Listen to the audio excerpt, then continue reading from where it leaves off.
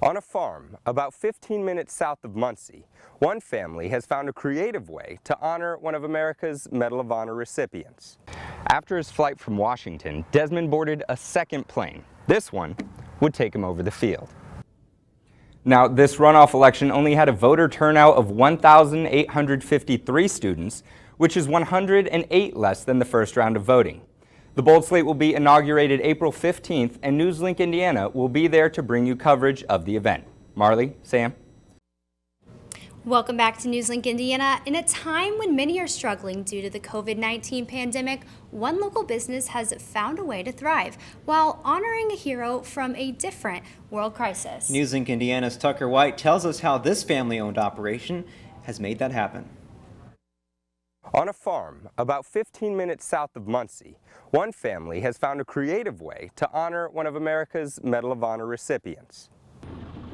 Jesse Landis, the owner of Landis Farms, admits this year has had more problems than most. This year's been a real challenge because when you do a corn maze, you have to start making plans in the winter, like in January. So we made plans in January, and then everything with the pandemic hit in March, and we didn't know what to do. While the future looked uncertain, one thing that was certain was that Jesse knew who he wanted to honor this year. Our theme this year is honoring Desmond Doss from World War II, a Congressional Medal of Honor winner. During World War II, Doss saved 75 American soldiers. His actions were recently turned into a Hollywood film, Hacksaw Ridge. Doss's actions are so heroic, Jesse carved his image in his own backyard. What he represents, the values that he represents, is something that we tried to teach our children as they were growing up, and that we hope that we can share that same belief system with other people around us today. Landis's maze received national attention and even inspired an unexpected visitor. His son picked up on it, and he wants to come here. He'll arrive in Indianapolis October the 7th, and on October the 8th, he wants to fly over the project and see it from the air for himself. In Daleville, Tucker White, NewsLink Indiana. Desmond Doss's son will be speaking to the public October 8th. After the flyover, NewsLink Indiana will be there.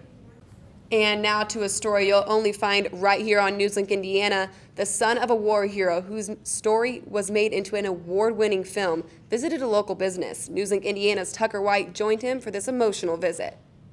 You know, people really want to see my father.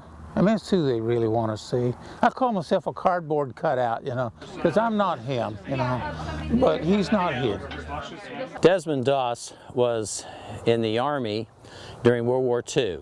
He enlisted as what they call a conscientious objector. After hearing Doss's story, Jesse knew he wanted to honor him in a special way. What he didn't know, however, was that Doss Jr. would want to see it. His son picked up on it, and he wants to come here. And so he's going to come. He wants to fly over the project and see it from the air for himself. Somebody sent me a picture of this corn maze in Indiana, and I'm going, okay. And they go, yeah, but look what it is. And it was a depiction of my father, and then the words that were so meaningful to him, you know, of Lord, help me get one more, you know. As far as the farm is concerned, I think it's really incredible that they've decided to have this maze for people to come to.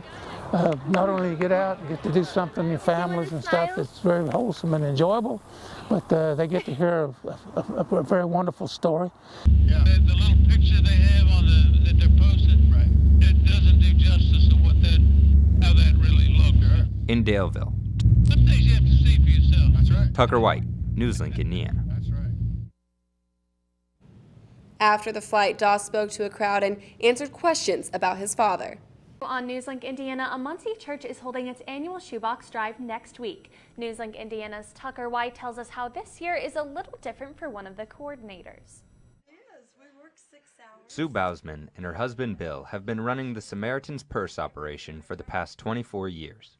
During that time, they have gone from gathering 35 boxes the first year to gathering 1,100 boxes just last year. This year, however, is unique for Sue. My husband always drove the church van, but Andrew's driving it. this year. Her husband passed away just 6 short weeks ago, and this will be the first year for Sue that she will have to run the operation by herself. Now, I will till the day I die. I will be involved.